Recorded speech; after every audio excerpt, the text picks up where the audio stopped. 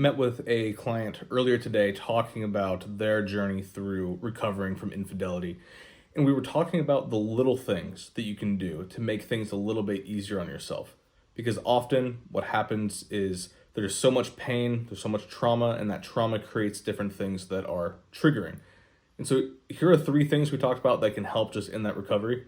First is, if it makes sense, is to just have some time apart. This isn't going to be the best fit for everybody, and this is assuming that you're working toward reconciliation.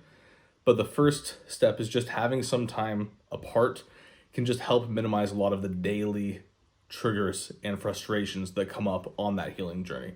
That might not be for everyone. Second is, if you and the person that you're trying to reconcile with are able to, just moving, whether it's within the same state, just to a different house or apartment, or even across the country.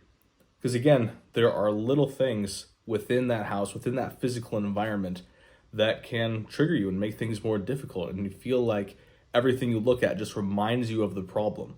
So as much as possible, being able to create a brand new environment can help you to be free from that. Because I think we often forget that we are humans and that we literally evolved, like our vision evolved so that we could understand our physical environment, like for hunting and gathering purposes. And so space means a lot to us. And so if we're constantly in the places where our brain goes back to events that happen there that cause us pain, well, a really practical way to eliminate some of that pain before you get to the deeper level of why it's causing you so much pain and healing that part of you, just to give yourself a little breather, getting out of those spaces can be so helpful. And then lastly, just new routines. So changing up where you go to the gym, changing up which restaurants you go to. Basically just trying to reinvent your life without, dramatically changing it, but just changing some of the scenery.